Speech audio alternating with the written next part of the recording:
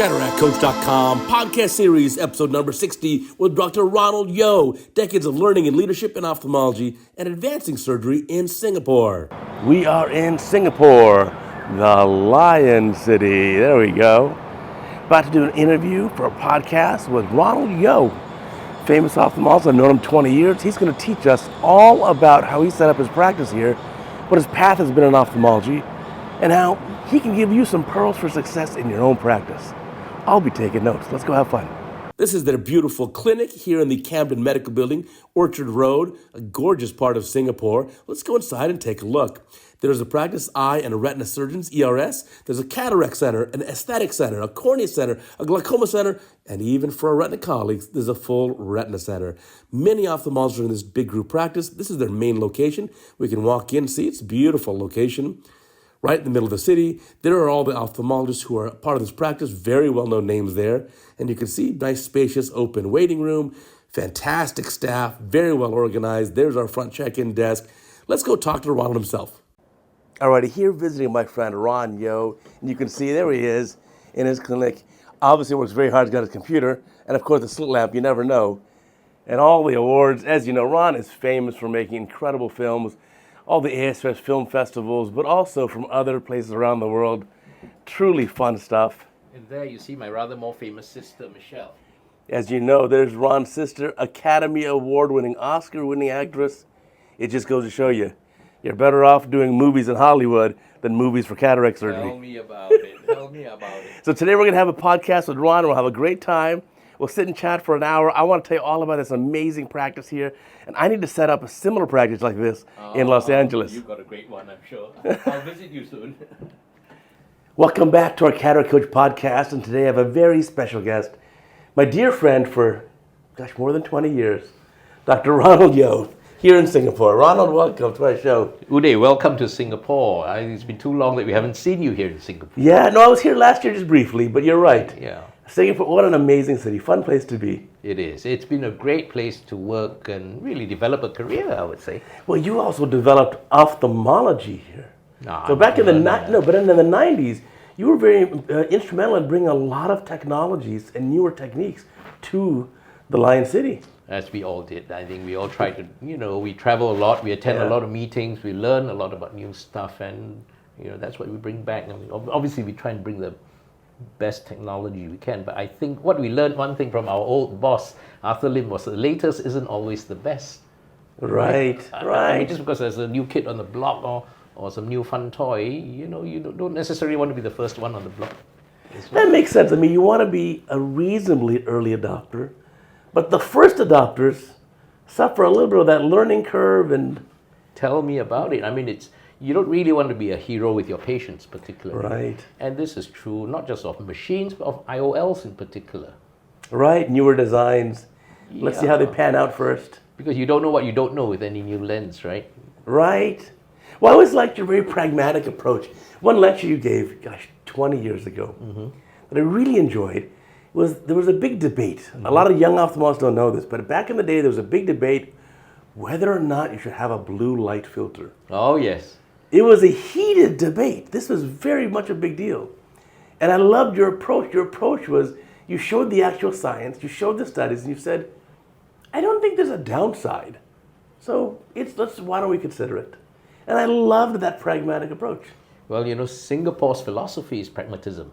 Right? If you look at the political world, you've got elections coming up in the US, you've got two interesting characters as your presidents.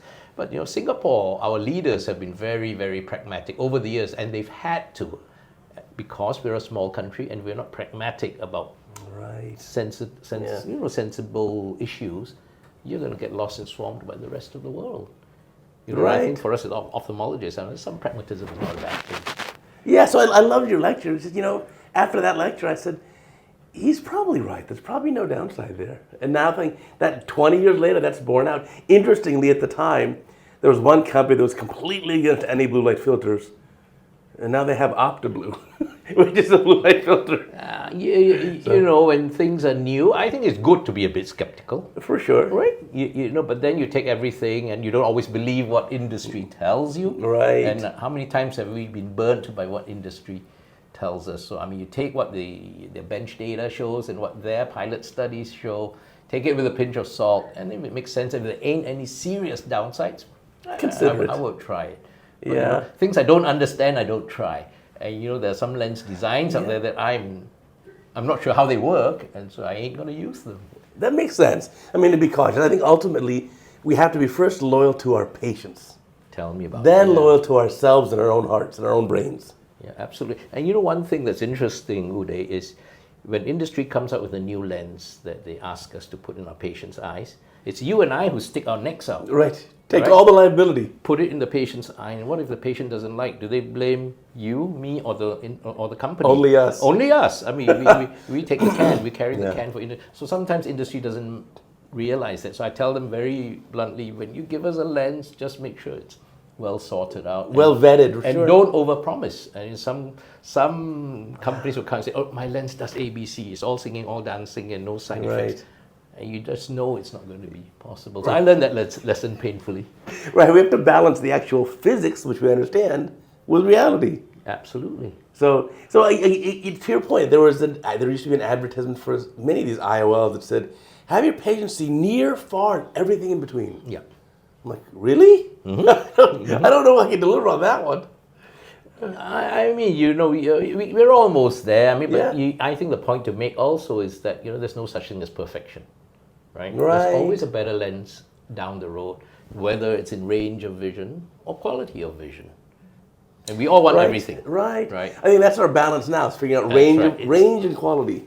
Yeah, and I think how we get there is now we have a wide range of IOLs available to suit each patient. And you can't go on autopilot, much as we'd like to be autopilot and do the same thing for every patient. Right. You and I know every patient's a bit different. Every patient, can tolerate something, Sure. some can't tolerate the other, and some want more range and some want better quality.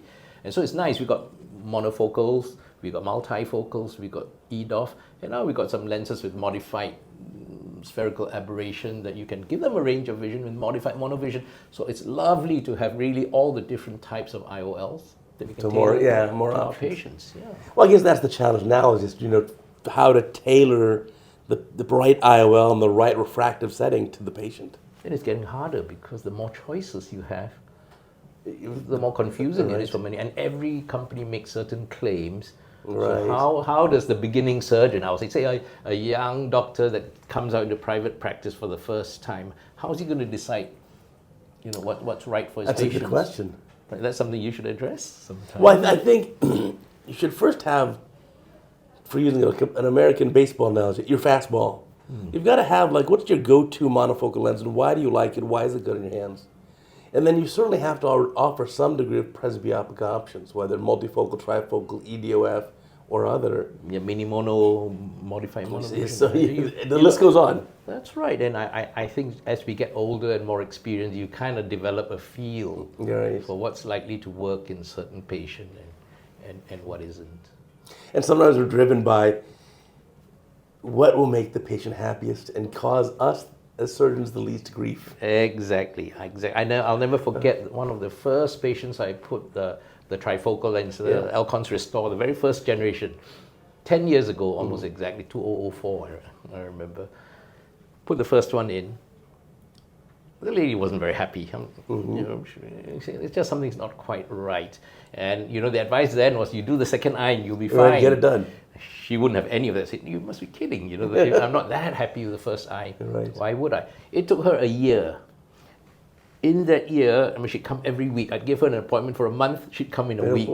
And I always scheduled her at the end because I knew she'd be giving me grief. But after a year, she adapted and she was fine. And then she started buying me gifts. Oh, yeah. And she said, okay, let's do the second eye. So sometimes time is a great healer. Right? Yeah, there's something to be said with that. There are people who live next to the airport, and you go to their house, and you're startled by the sound of the planes. Oh, yeah. But they don't hear the planes. That's incredible. They're so used to it that their brain is neuroadapted to kind of filter that out. Similarly, I think patients really, if you talk to patients who have a multifocal or trifocal lens 6 months or a year later, they're very happy, and they're not at all bothered by any nighttime dysphotopsias. Absolutely, absolutely true. But it's getting them through that 6 months to a year. Yeah, it's just being patient with them. Yeah. And saying, One of the things I've done is, after a few months, if they're still unhappy, I say, look, I could change your lens for you, but you will lose every bit of reading ability you now have. And thankfully, most patients don't really want surgery again to remove it. Most of them will take the advice to wait. And so really to the young people, I would say, just let time do its job. I'd do one step further. If the patient's not happy with the surgery, I say, okay, I'll put the cataract back. Let's go back to the OR. Absolutely, absolutely. Yeah, it's good to give it time. Yeah, I think that you're right there. Does kind of, it's the tincture of time that helps heal everything. Yeah, and I think it's a mistake, somebody just rush into surgery too quickly. Right. I think another thing that I learned the hard way was that the patient has to want surgery more than you want to give it. In other words, if I ask someone to have dinner with me, and I say, hey, would you like to have dinner? And the person says, fine, I'll let you take me to dinner. I don't know if I want to go anymore. Yeah, they better say, of course, I would love to have dinner with you. Let's go. Absolutely. Words of wisdom indeed, Uday. Right. Yeah. So I think I've had issues in the past when a patient wasn't so super excited about surgery. Yeah. And they were questioning whether or not they really wanted it. So now I'm wise enough to say, hey, there's no rush here. The difference, Uday, is you're mature and you're wealthy. Gray hair. Developed. It's the hungry young surgeon that's always a bit more aggressive, difficult and aggressive and does surgery earlier on. So there's some wisdom to the words that you want to go to a richer surgeon who doesn't need who doesn't need that extra grief possibly, or the extra buck that he's going to make. And we will do what we think you need because I don't want an unhappy patient if you do surgery too early or things don't go right. And when you're doing earlier near clear lens extractions, your latitude for error is very narrow. Isn't there? When we're not even talking about PCR, you're talking about you don't hit the refractive target and you've done somebody who's pretty good, you're going to be in trouble. Right. Self-preservation, my friend. Yeah, we learn it the hard way. I have a friend who's a cardiothoracic surgeon, and he says, in their field they have a saying. They say young surgeons are such cowboys and they're so aggressive that they're going to kill you. So, and old surgeons are so passive, they'll just watch you die. So he says, the key is to find a surgeon somewhere in the middle. That's right. Who's maybe not super aggressive, not super somebody passive. who's experienced but not over the hill. But so I guess there's a delicate balance there. Yeah, indeed. And every year I look in the mirror, more and more gray hair, I think, all right, how many years do I got left of this? You know what we should talking one of these days? When should we retire from surgery? I watched one of your podcasts on Sam Maskett. No. I haven't seen that one yet. I saw one where you were saying a young doctor had written to you and said, should he give up surgery because he felt he wasn't very good? And the other end of the spectrum is when we should think about so I interviewed Sam Maskett, your friend also. Yes. And one of the things important in his podcast was he wanted to emphasize that surgeons need to know when it's time to retire. Yes. And so I think that point comes when your partners that you practice with tell you, hey, maybe let me do these cases for you. They'll tell you in a very tactful way. Yes. But I think we shouldn't be afraid to pass the baton. I think that's an important thing. Absolutely. And that's the advantage of a practice like mine. I was just telling you we have 11 doctors here, and basically each year we take on one or two of the people, younger ones in their 40s, and then we groom them and let them grow in the practice. Oh, it's a fantastic way of doing it. Yeah. Yeah, we got to definitely talk about your practice. Now, this is a beautiful setup you have here, and you have some of the big powerhouse names. Obviously, you're a huge name in ophthalmology, but not really. You've got other big names here as well. And how did you have the idea of bringing everyone together to start this type of practice? Uday, it's said that having a group medical practice is harder than a marriage. Because there's so many more partners. Because there's so many partners, there's so many egos to deal with. Money rears its ugly head. Turf rears its ugly head. So what we made sure at the very beginning, three of us started this practice right at the very beginning.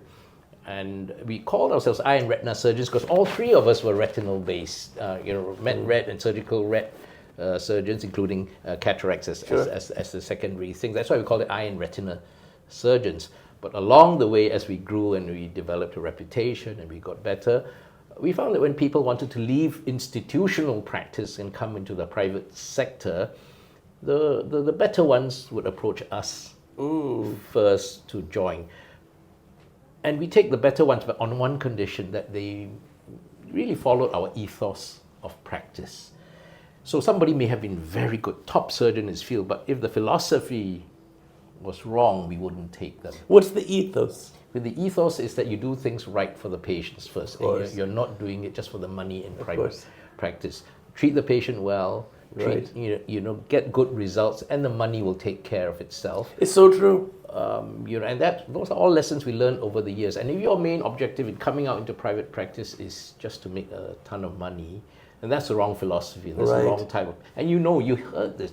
Some people in practice are very commercial. They do excessive surgeries or unnecessary surgeries, and that's the sort of thing we didn't want to have here. Right. So we tried to make sure that we were known as an ethical practice, and we would turn away a patient rather than just do it.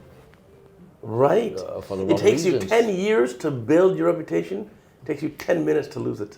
Absolutely right. Absolutely. So we were very mindful that that's what the philosophy behind the practice.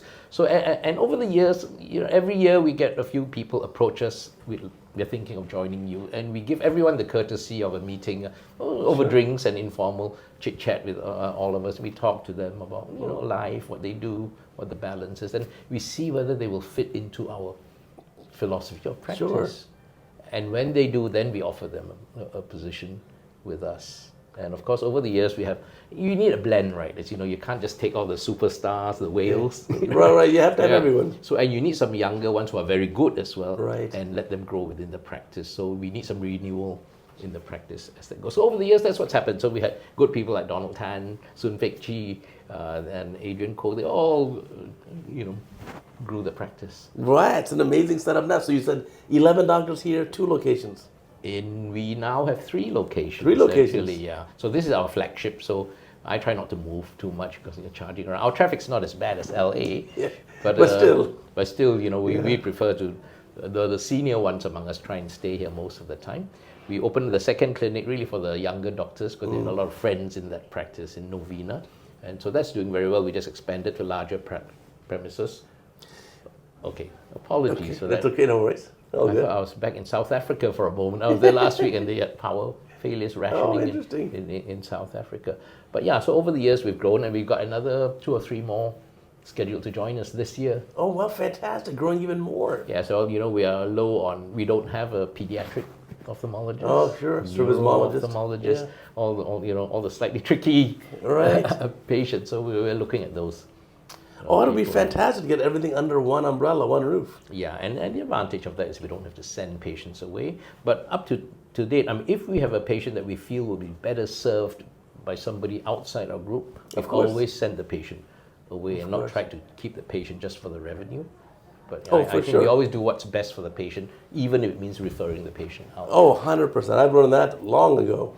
In our practice, same thing. If a patient's better off served by a different surgeon, just tell the patient, I think the best option for you is a different surgeon or a different location. And I think patients appreciate that at the end of the day. And again, it's the younger patient who's perhaps worried about paying the bills. Yeah. And they're worried about that and they may not refer it on so easily. But important lessons to learn here. Yeah, absolutely. Uday, I'm going to ask you back a question since you're asking. You and I are kindred spirits. We love cataract surgery. Yeah, for sure. And we love teaching. Yes. So I wanted to ask you how you started all this CataractCoach thing. And I was telling you just now, I make 1 movie a year for the film festivals. You make a movie every day. One every day. What drives you? How do you do that? It's a lot of work. As you know, it's a lot of work. Yeah. Was always interested in teaching, especially young residents. So I was professor at UCLA for many years, from 2000 to 2022. I did it for 22 years. Mm-hmm. In 2022, I passed the baton. So I actually retired from that. Right. At the ripe old age of 52. Oh, yeah? And so passed the baton to the next generation. Yeah. But I wanted to continue my teaching activities. So back about 7 years ago, I started with the idea of let me just make an organized website with all the videos. Because you and I have had teaching videos online, if you look carefully, for more than 20 years. Mm-hmm. Back in the old low-resolution video days. Tell me about it. So now I just decided, okay, at some point, I want to do a new video every day, and I want to have it in a website. I want to have it very well organized. And so I started that, more than 2,100 days ago. So now we have 2,100 videos and growing, new one every day. Did you start with a daily program as well? Or do you start monthly or weekly and then go do daily? I said I want to do a new video every day. Amazing. And so it was initially it was so difficult to do. A new video every day is a tremendous amount of work. Then I realized that, wait a minute, I can have a queue of these lined up, a buffer. So now I can travel. Today I flew into Singapore, Right. 17-hour flight. I didn't have time to post a video. Sure. Well, it's posted automatically. The next month is already done and lined up in a queue. Amazing. And so it'll automatically post. And so we're doing our podcast, we're recording this. But I don't have time to do this. What's your answer to that? You know, when I tell people make a movie, record all your surgeries, Right. edit them the same day, then you make movies or do this. So where do you find the time to edit and do it? There's a saying, American saying, if you want to get something done, ask someone who's busy. They'll do it. Because the busy people are always working, they're always doing something. So there's not a whole lot of downtime. I can confirm that on the flight over, my laptop battery did last 12 hours. I can confirm. It's making the time, isn't it? If you value it and you want to do it enough, you'll do it. If you want to do it, you can do it. But is it easy? No, if it was easy, everyone would do it. No, that's right. So I'm probably like you. At the end of the day, I'm there editing.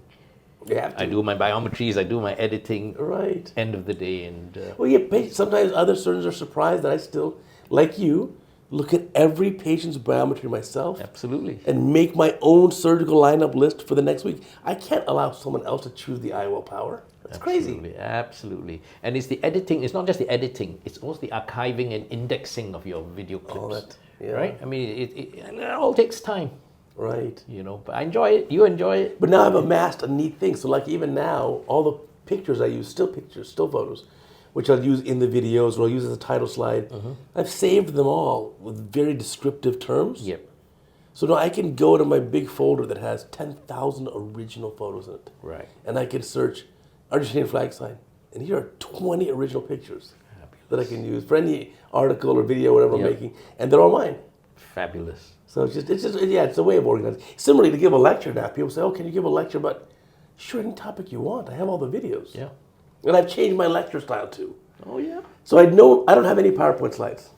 Ever. Really? Okay. Just movies. Is it? Oh, so if they say give a lecture for 12 minutes, I'll make a PowerPoint slide that's 11 minutes, 45 seconds. I mean, a video file, 11 minutes, 45 seconds. And everything's incorporated into the one file. Video clips, any slides, any words, and just hit play. And then I'll just talk. And so I'll never be a minute over even.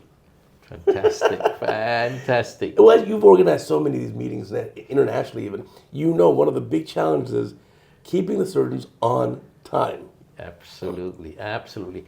I don't know. I mean, over the years, I've developed the technique where, you know, I've got a lecture that I can give in 10 minutes, 5 minutes, or 15 minutes, or 20 minutes, just depending on how quickly I go and what I skip and what. Right. And last year's APA CRS in Singapore, I introduced a new masterclass. And you know how it's challenging to refresh your program every year.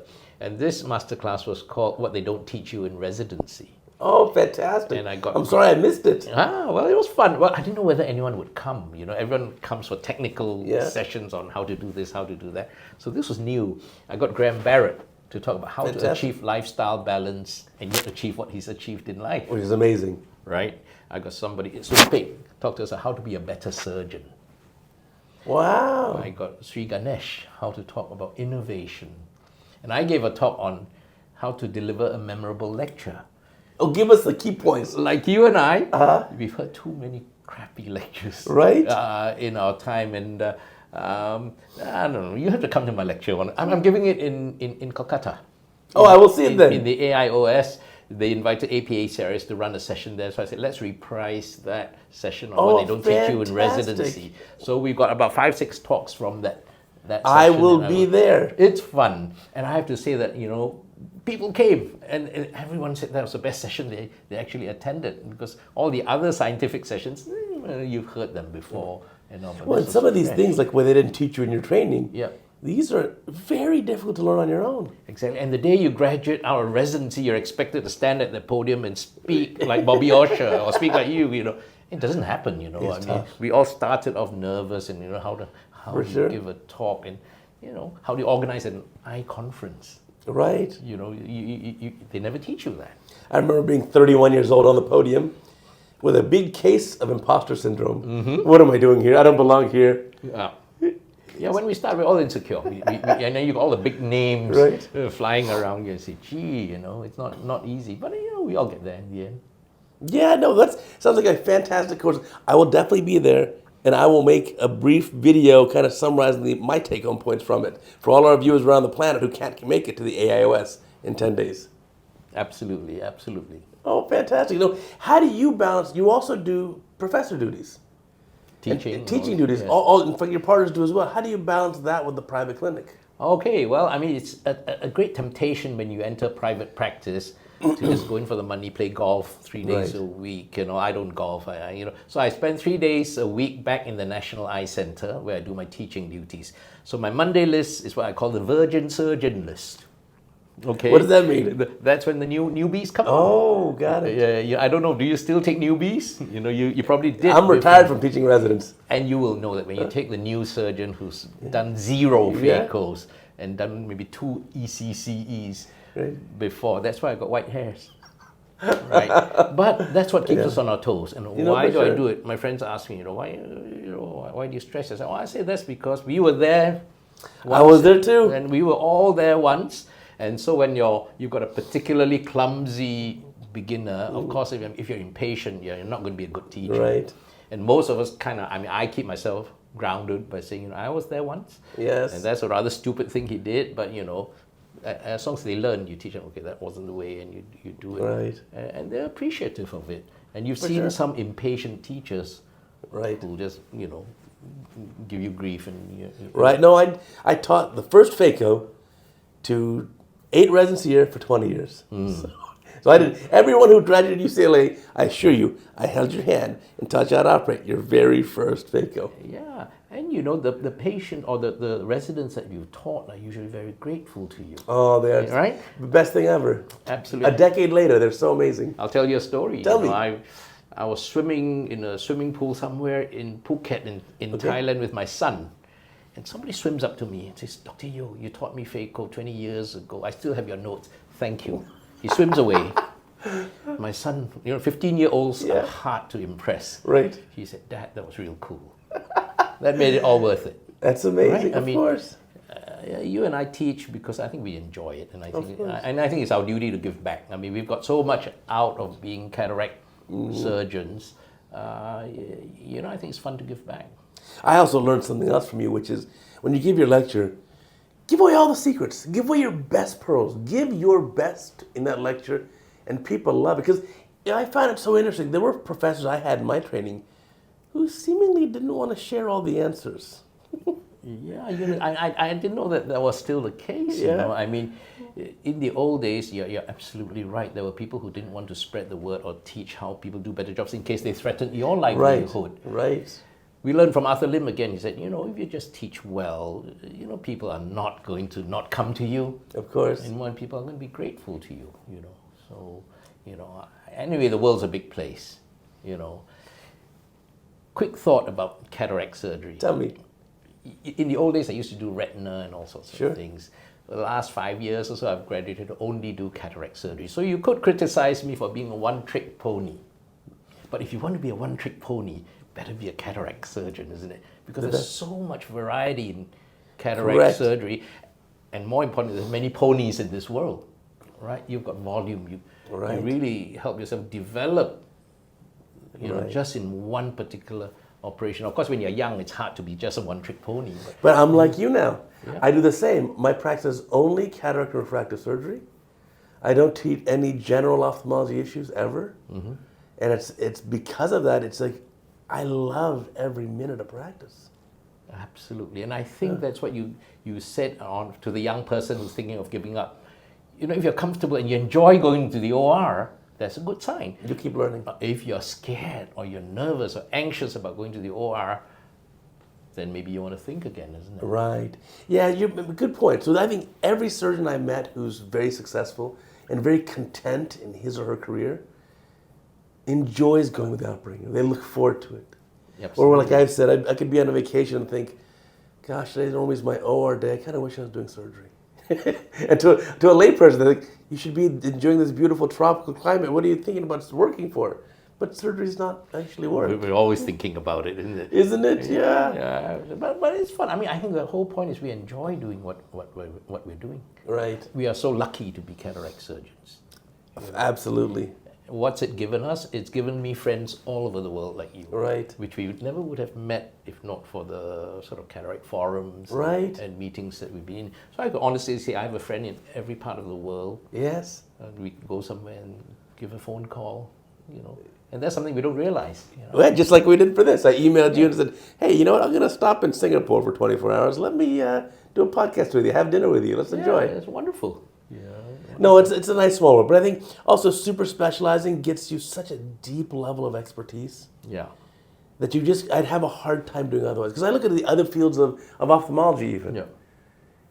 I would be lost if you showed me an A pattern or V patterns for business right now. I'm just going to be We're all the same. We're a little bit lost. We are all the same. Well, that's why it's good in my practice because I have all the other people in different disciplines. And I refer at the drop of a hat. I mean, if I see something I don't like, a complex retina, a complex cornea, I've got Donald Tan, I've got my retinal colleagues, and now we've got squintologists and we've got neuro people around. And it's so nice. It is for sure. I was so proud of myself recently. I had a patient in the clinic where I did the 3-step test and diagnosed a fourth letter palsy. I said, yes, haven't done that in 20 years. I mean, it is quite fun. I tell you, the other thing that's useful that I found over the years is, although we'd like to stay within our cataract field, sure, I try to listen to other lectures for lectures sure, and all step into other meetings and other Absolutely. lectures. And you learn so much. Absolutely. I do the same. So I'm traveling internationally. I'm at a meeting, at a conference. Obviously, I'll give my cataract-based talks or refractive talks, but I'll also sit and listen to the glaucoma talks and the cornea talks and the retina talks. Absolutely. And I was like, wow, I just learned so much. Yeah, because much as we like to be pure cataract surgeons, we don't live in isolation. We're not an island. But I do like that idea. Yeah, certainly, it's okay to evolve your practice. So when you first start off, yes, you're doing a wider variety of ophthalmology. Maybe you're incorporating some medical retina. Maybe you're doing all general ophthalmology. Maybe you're even doing refractions and giving spectacles and contacts. But then as you get more and more progressive in your career, you can evolve that into what your pure interests are. Absolutely. So what's going to be in the future then? You're going to you're happy doing just the cataract, refractive? Oh, I think so. At my age, I'm very happy doing cataract. There's enough things keeping us going. Right. Almost every month or two, we have somebody coming in. Would you try my lens? Would you try my phaco machine? Yeah, new technologies. This and that and this and that. So it really keeps us on our toes and it keeps our focus. We are only in cataract. It's really very focused and very fun. And besides, we make movies, we teach people, we attend conferences. So really, my day is full. Yeah, living your best life for sure. Yeah, so you were saying, okay, your Mondays is your newbie surgeons. Yeah, and then and the other days? I do 2 other clinics in the National Eye Center to see the normal non-private patients. And the rest of the time, I'm in my private. Oh, gotcha. So basically, one day a week in the operating room with the residents. Yes. Wow, that's fun, but it can be very stressful. Tell me about it. No, but it's good. I mean, residents do things that you and I would never imagine. Yeah. Possible. Like one of them injected an IOL into the cornea. Intrastromal IOL. Wait, how? How do you do that, right? That's because when they injected the lens in, they didn't get the plane into the anterior chamber. The tip of the nozzle went intrastromal, and the lens actually created a pocket and went into the I've never seen this. Yeah, I know you've never seen it. I need a video. I need a video for CataractCoach. I've seen it all, because if you take residents, you will see it all. Right. And I was chatting to somebody because it was the end of an operation. You're just putting the lens in. He said, I'm struggling a bit with this lens. I said, no, stop. So he created a false channel. Wow. So we had to take it out. Luckily, it didn't hit the visual axis and it recovered. Did you end up putting a gas bubble at the end of the case? No, the decimase wasn't stripped. It was intrastromal. Within the stroma? Yeah, it was within the stroma. So that's a lot of force in the injector. A lot of force, and that's why you had the split. You could see the U-shaped track that was created by the lens. Wow, so interesting. Over the years, if you've done enough training or teaching, you will see everything, Well, that's what I used to enjoy, is that, I used to teach residents to operate temporally for cataract surgery. Yeah. So I'd always sit superiorly. And then no matter if it's the right eye, I'll help the resident with my right hand. If it's the left eye, I'll help with my left hand. Mm-hmm. And I just kind of love the challenge that no matter what happens or what trouble the resident gets into, I will help save you. We'll be okay. We'll figure it out. I hope your residents appreciate the things you did for them, No, they like you. one of your most prized awards. You've gotten dozens and dozens, hundreds of awards, but the prized one was from your residents for best teacher. Yeah. Tell us about that. Indeed. Yeah, well, it's just because I do all these things, and I like to think that I'm a patient teacher, and I teach them everything that I know. Like you said, you don't hold things back. And over the years, I mean, there was just one year where they just did a survey of all the residents about who they thought taught them the best, and that was something that meant something. Oh, for sure. Right? I mean, some of the other awards, sure. I pat your back, you pat my back. I don't need that. But when your residents vote for you, that's cool. No, I was, and I have my teaching awards at home on my bookshelf. If you see my CataractCoach videos from in my office, you'll see it on the wall there. But yeah, same with UCLA. They gave out of almost 100 faculty members just one teaching award a year, Right. and no other faculty had ever won 2 awards. So I retired after winning 5. So I was like, I've done my duties. I think I'm good. Yeah, absolutely. But I think it's because we're doing what we love. Yes, for sure. But some of the hard parts too, especially I'll tell you in the U.S., is balancing in an academic center that your love of teaching and your love of the residents and your love of the patients and your love of the nursing staff and with the bureaucracy and the administrative grief and sometimes it's just, if you're used to your private practice where you can get things accomplished. Absolutely. I mean, one of the reasons why we go into private practice is because we just have a little bit more freedom to do what we want to do, need to do for the patient's sake. In an institution, there are a lot more rules and regulations that you have to abide by. I mean, I think they're well-intentioned, but they're not always. I'll give you an example. In the institution, because all the scams going around and hackers going around, I have an operating microscope in which I can stick my hard drive in and record all the surgeries. But somebody said, oh, no, all thumb drives should be blocked. USB ports should be blocked so we don't get viruses into the hospital. I said, for crying out loud, this is a microscope. This is an operating microscope. So how do you get your videos then? So then I have to get an unlocker from somebody who will come and unlock it, and before I can do that, right? Wow. But I mean, that's an impediment. And if you're busy, you're not going to waste time doing that. Then you end up not recording. Then that's a missed opportunity. And that's the time you're going to get the wonderful complication that you the IOL and the corneal stroma. Have you ever missed a recording, a complication because they didn't record? I'll tell you one time I did. Tell me. Interesting case. I was just doing it. Patient develops an expulsive hemorrhage on the table, and you see the choroidal moving across the red reflex. The dark shadow. The dark shadow, convex across the thing. I said, wow. So anyway, we closed the eye and came back another day. Let's look at the video. I'm sorry, sir, I didn't press the record button. Oh my goodness. The one time is the time that. And knock on wood, I hope you never have that again. I mean, occasionally I've had somebody forget it again, but no, the choroidal hemorrhage. I've never had that again, but that's the one time, and think of that movie, live. Well, luckily, if you don't know what we're talking about, there is a video on CataractCoach that a viewer sent in of the choroidal hemorrhage happening in person, live, and recorded the whole thing. You have to see the video because you need to recognize that. So when it happens, God forbid it doesn't happen to you, but if it does happen, you need to know how to handle it. In fact, that's one of the beautiful things in surgical videos is it shortens the learning curve. Yeah, absolutely. Tell me, is it common practice now in the US to record every surgery?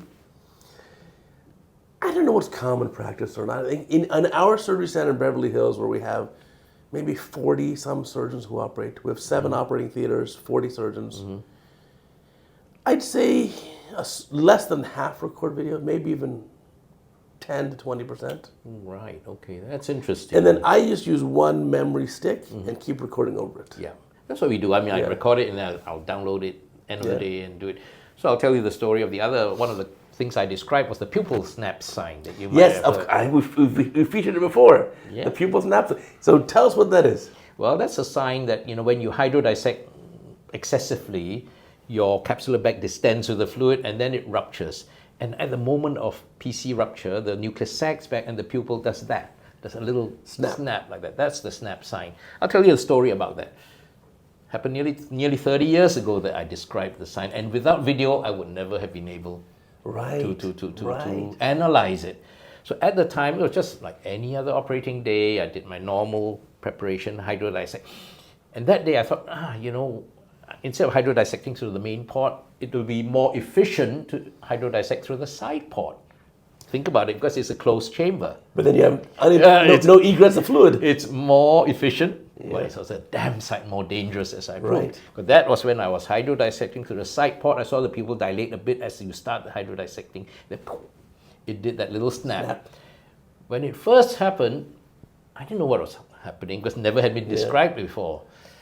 I said, okay, something's not right here, but let's carry on. So as I started the phaco, then the nucleus starts tilting downwards, and I knew what it was, and I had to handle it with the vectors, delivered it, and put the lens in the sulcus after clearing the gel. But because of video, I could go back then and look at my video and see that as you start hydrodissecting, if you notice it, the pupil actually expands a little bit in general. And then if you're too vigorous, and because I was going through the side port, it did that. So after that, I recommended, so I published that some time after that. And you know what's interesting? I sent it into to the British Journal in those days. And reviewer number 1 said, I've never seen it, so it doesn't happen, reject the paper. They have a video.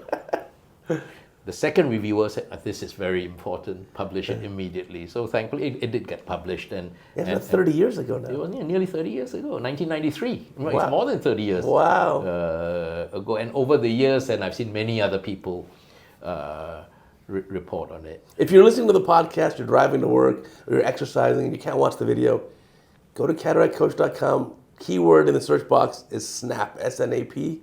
You will see a video of the SNAP sign. You have to understand this. I promise it'll save you. In the video we show on Cataract Coach of the SNAP sign, a certain experience of the SNAP sign, doesn't understand it, continues the case, and within a few minutes the nucleus is on the macula.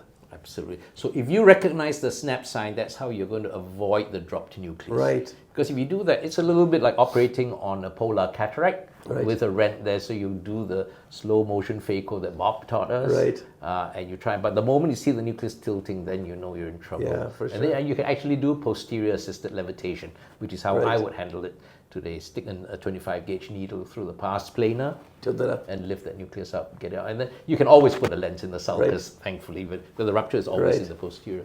For me, I think what I'd do if I saw a SNAP sign happen right in front of me, I just convert to MSICS. Get the nucleus out, close that, put a couple stitches to close that up, do a proper anterior vitrectomy, clean up the cortex, get a sulcus lens, and be done. Very reasonable alternative. It's nice to have different arrows in your bow, in your quiver. Different tools. Yeah, but that's just another example of the importance of really recording every procedure you do. But you never know when the complication's going to happen. That's the brilliance of our surgery. And it's not that much more work. So I put a memory stick in, a USB drive, and I record over it every time. So the videos, at the end of the OR day, I think back and I look at my list and say, do I want to save any of these? Were any of them good teaching points? If so, I'll save those. But most of them, just erase and right over. I said earlier with kindred spirits, we do exactly the same thing. Yeah. End of the day, okay, this one's absolutely everything normal, boring. So we look for the ones that have little teaching points in me. Well, I learned that from you also. The best way of learning is showing you complications. Yeah, in the old days, a lot of people never showed complications. Do you know that? Yeah, I was actually with a meeting with Bob Yeoh. Yes. 2 weeks ago in Tampa, Florida. Yeah. And he was saying he was one of the first people to show complications on the podium, maybe 30, 40 years ago even. Yep. And was absolutely ostracized for it. People's thought processes are different, aren't they? Right. Some people say it's embarrassing to show complications, they're perfect surgeons. Right. But you and I know, if you do enough surgery, you're going to see something. Of course. You're going to see complications, and it's much more educational for our viewers or our students or our delegates that when they see that we get into trouble. Everybody gets into trouble. Right. From time to time. Two doctors who don't have complications, those who don't operate and those who aren't truthful. Yeah, that's right. Absolutely, So complications are a fact of life. Right, no, for sure. I think it's the best way of learning too. I mean, that's the beauty of now in surgical video is, even I do this. If I have a new case coming up, it's an unusual case, let me watch some videos the night before. Even if I don't learn anything new, just to get my brain in the mode of thinking about those tough cases. If I have a posterior polar tomorrow, let me just watch a few polar videos. Absolutely. I watched one of yours on removing the Malyugin ring. You showed a technique where you put the hook in onto the straight Yeah, part rather than hooking the eyelet. Oh, that was innovative, because sometimes it's the devil to get that loop out.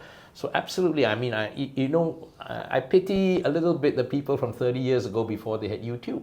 Right.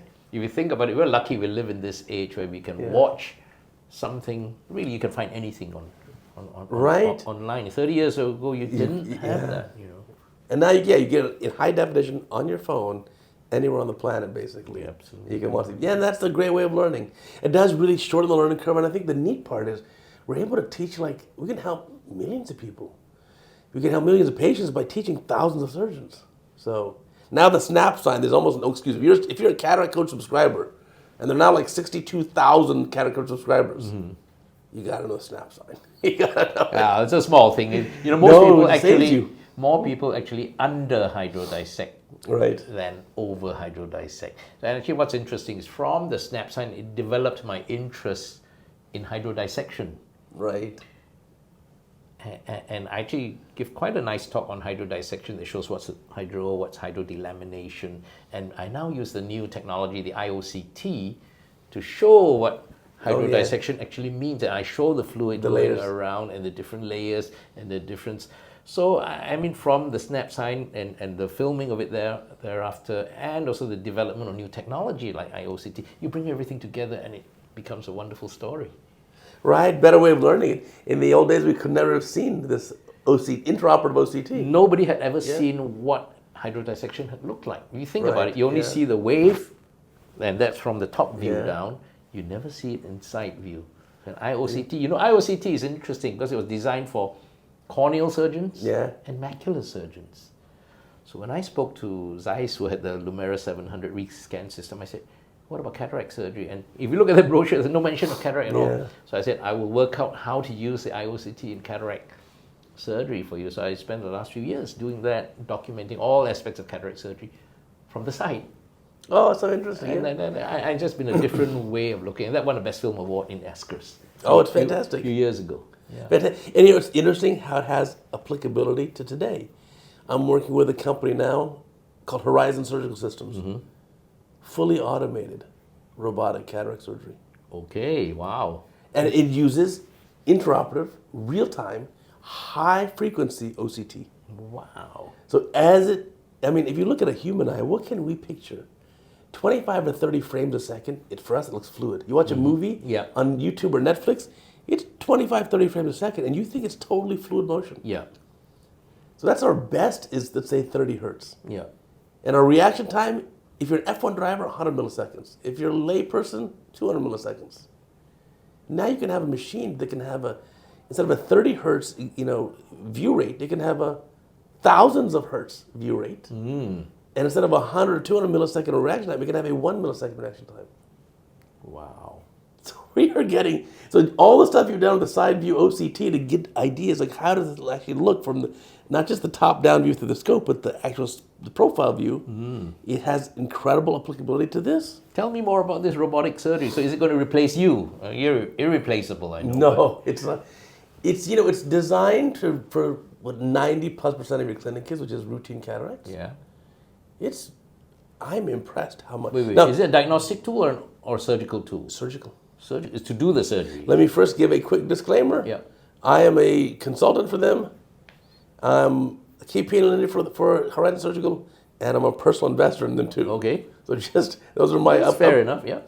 It's amazing. No, it absolutely will do an automated robotic cataract surgery. Now, we're getting there. It keeps getting better and better, but the progress that's been made in the last few years, unbelievable. So are you going to put cataract surgeons out of business?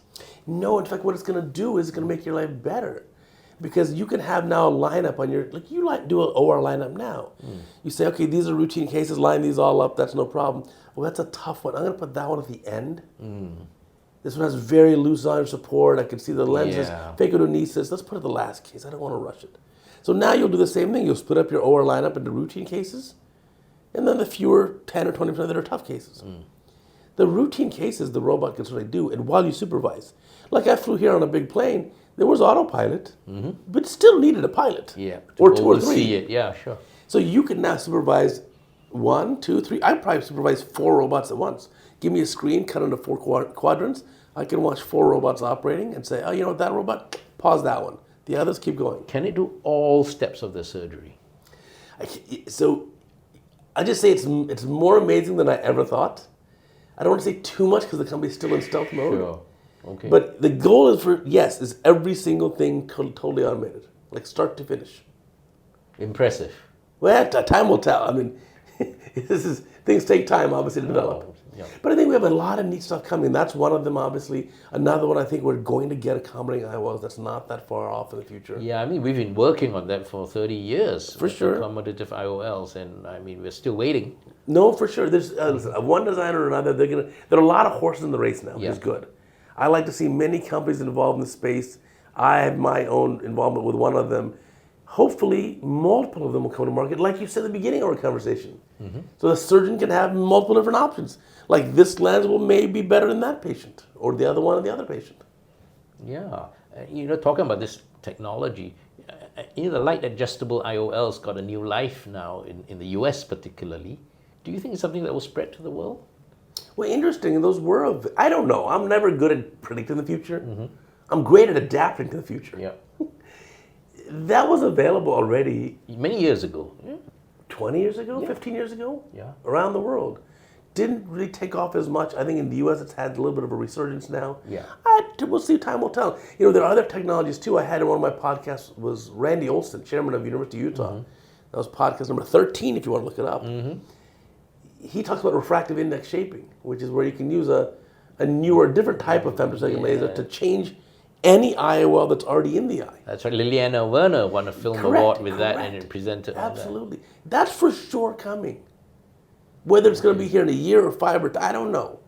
But the ability to keep fine-tuning that, I think it's amazing. And we're going to have more and more work to do. This is why I'm not worried about the robots. Are you worried about, has the femtosecond laser or excimer laser taken away your refractive surgery? No, it made it easier. You don't have to do RK anymore. And you get cities like Singapore, which has probably a very high rate of myopia among young people. Yeah. Singapore, Hong Kong, other big cities like this have a lot of myopia. Ophthalmology is going to be in big need. You got to treat the myopia for the young people. You've got presbyopic issues in midlife. You've got cataract issues later. Yeah. I promise we'll have no shortage of work. I think you're right. And then I think depending on in US, we don't train that many ophthalmologists. We just recently expanded. It used to be 460 surgeons per year trained in the US. Now I think it's maybe 500-ish. Okay. But for a population of 350 million. That's not a lot. Right, it's a very, very small number of surgeons trained. And so in the US, I don't think we're even keeping up with demand now. So that's cool. How many residents are totally for Singapore per year? Singapore per year, it's always changing. I think currently it's somewhere of the order 8 to 10 per year. So not pretty small. We only got 6 million. 6 million people though. Yeah, 6 million people here. About 8 to 10 residents a year. So again, pretty selected. I mean, yeah, it's not easy to it's very not easy to get it. Is it still pretty much in demand in the US to be an eye resident, to do ophthalmology? So I think the latest I've heard is that, obviously the most competitive ends up being in the US, plastic surgery and dermatology. Orthopedics are very competitive too. Ophthalmology, otolaryngology are also in there. But I think the top spots tend to be plastics. Plastics, general plastics, dermatology, and maybe orthopedics. Well, that's interesting. Those are probably the big ones in the U.S. Right. But I mean, ophthalmology is certainly needed. U.S. has an artificial system too, though, where the number of residency spots is limited by Medicare funding. It's a kind of an odd system, and so it's a lot of times the universities don't want to self-fund the spots, so they don't enlarge the programs any bigger than they are. Right. Got it. But I think there's no question we'll need to do more and more surgery in the future, and that's why it's kind of good to when you set up your clinic here. You give everyone the job to the highest of their ability. So in other words, you don't need to answer the phone. You can hire someone for that. But similarly, you don't need to actually perform the diagnostic tests. You can have a technician do it for you. That's right. But what's good about private practice, and for those of your viewers who are thinking of going to private practice, you tend to just have a little bit more time for your patients. Yes. Right? I mean, in institutional practice, we have vast numbers of patients, and you're in a way, sadly, you're kind of churning the numbers to get through the waiting room is packed outside. In the private sector, you've just got fewer patients, but it means you can spend more time Right. Talk It's more to the enjoyable. patients. Absolutely. And then so that's the thing that's unquantifiable when you're coming out. It's not dollars and cents. Right. It's just the quality of the practice and the service that you get. And we develop friendships with all our patients, right? You and I know that we have time to talk to them, say, hello, Mrs. Jones, what are you doing? And how was your trip to so-and-so? And you just don't have time for that in a busy practice. Yeah, there's a balance there. I certainly love being able to spend more time with patients, much more personal practice. I like being my own boss, and I can decide when I want to travel, when I want to work, when I don't want to. That is fantastic. How do you manage it when you travel and there's nobody at home? Do you have a partner or a locum who sees your patients? We make it happen. No, patients will wait for me to come back for me to do their surgery. There you are, you see. When you're established and you're good, your patients will wait for you. Yeah. When you're young, you're maybe not so established and not so secure, you might be more worried about traveling. Don't be worried if you're young. Yeah. We were all young. Absolutely. Like I said, the first time I was on the podium, age 31, giving a lecture, I had the biggest case of imposter syndrome. I said, what am I doing here? I don't belong here. And now it's like look at you. Now it's second nature giving lectures. It's so easy. It's fun. Yeah, absolutely. But the other challenge too that we don't sometimes talk about enough is in private practice, patient demands can be a lot higher than in a general, That's interesting. academic center. I don't know that's necessarily true in Singapore, You have to know your population. So in Los Angeles, when I was teaching my UCLA residents, we were in a county facility, like almost a charity type hospital. Yeah. And so we spoke mostly Spanish, and my Spanish is very good. Yeah. Because that population we have in Los Angeles is probably 50% Spanish speaking. Yeah. And those patients were so grateful.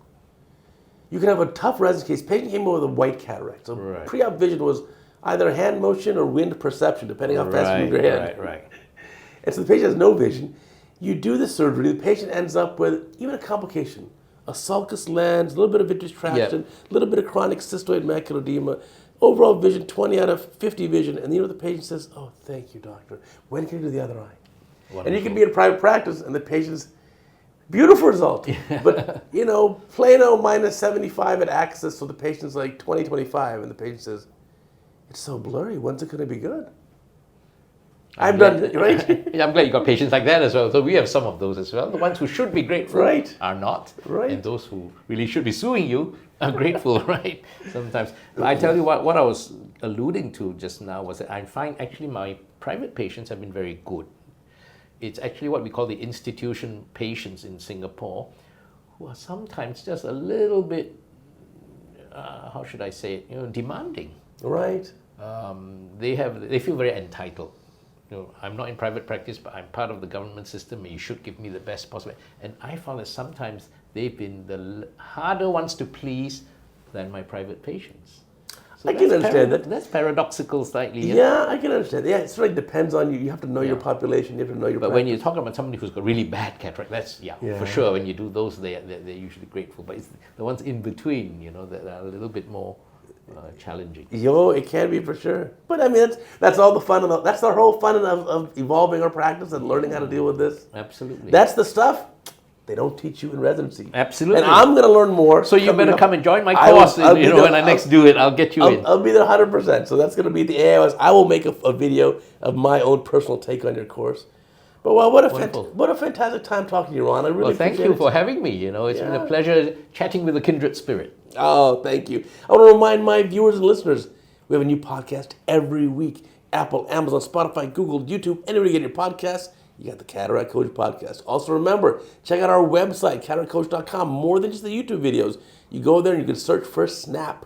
Remember the SNAP sign? You got to learn it. Also, choroidal hemorrhage. You've never seen one? We've got a video of expulsive choroidal hemorrhage. Hopefully you'll never have it in real life. Anyway, we will catch you guys next week.